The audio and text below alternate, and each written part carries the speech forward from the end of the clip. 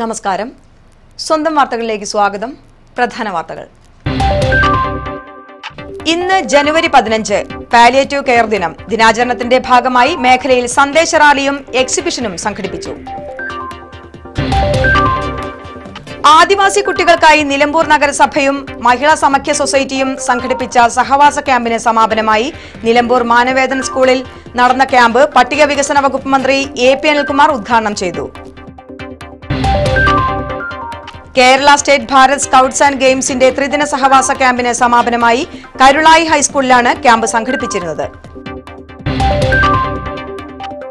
ബസുമതി അരി വിളയിച്ച് യുവ കർഷകൻ ശ്രദ്ധേയനാകുന്നു. അമരമ്പലം ഗ്രാമപഞ്ചായത്തിലെ മുതുകാട് പ്രകാശ് കുമാറാണ് ശ്രദ്ധേയനാകുന്നത്.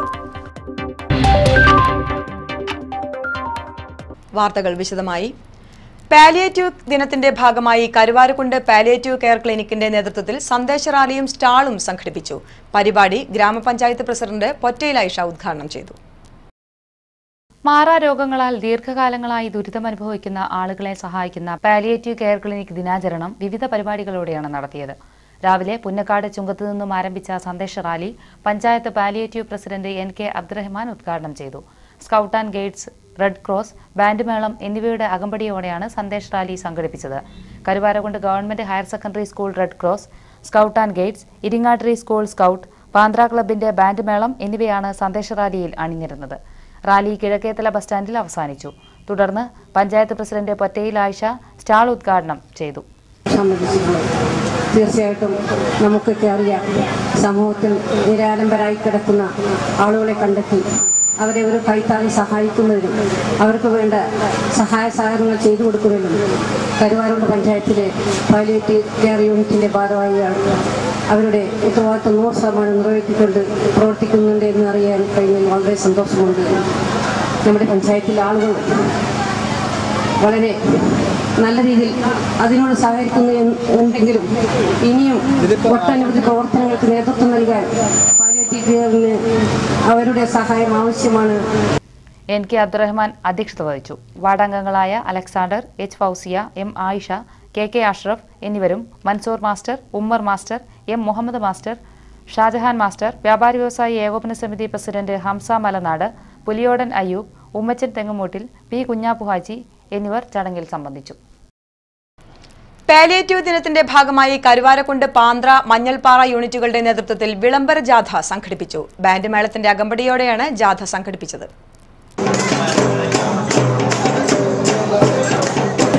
പാന്ത്ര, മഞ്ഞൾപ്പാറ യൂണിറ്റുകൾ സംയുക്തമായാണ് വിളംബര ജാഥ നടത്തിയത്.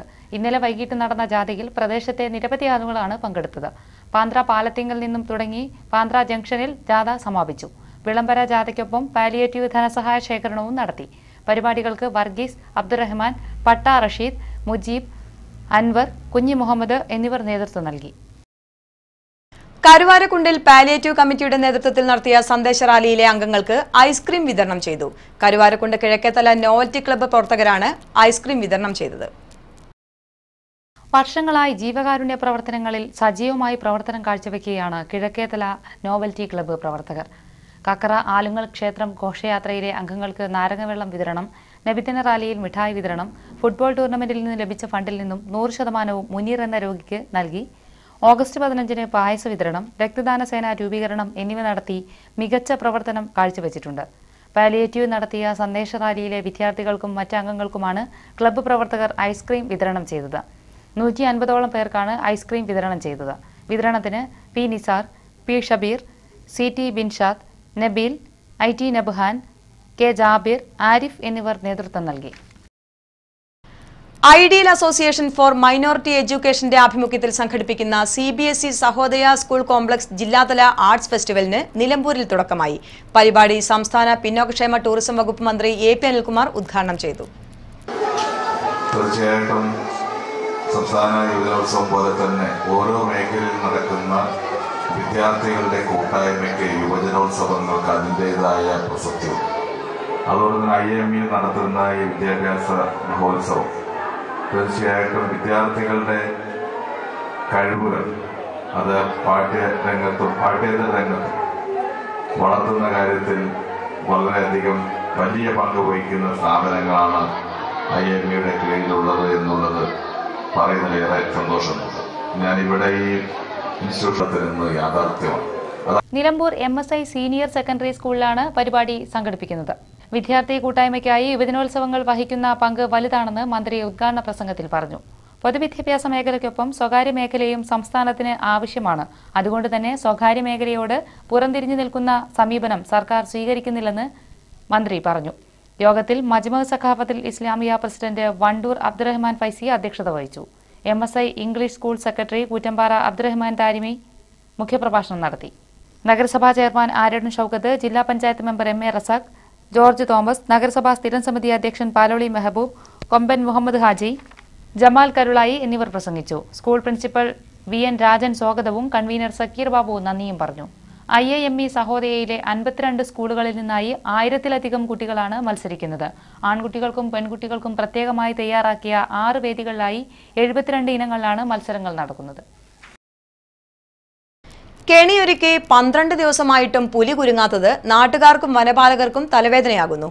അമരമ്പലം പഞ്ചായത്തിലെ TK കോളനി പുല്ലുമല മത്തായിക്കുന്നിൽ സ്ഥാപിച്ച കൂടാണ് നാട്ടുകാർക്ക് കെണിയാവുന്നത്.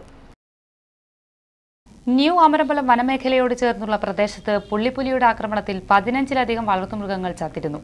ജനകീയ ആവശ്യം ശക്തമായതോടെ കോഴിക്കോട് ഡിവിഷന് കീഴിലെ താമരശ്ശേരിയിൽ നിന്നും പുലിക്കണി കൊണ്ടുവന്ന് സ്ഥാപിച്ചുവെങ്കിലും പുലി മാത്രം കൂട്ടിലെത്തിയിട്ടില്ല.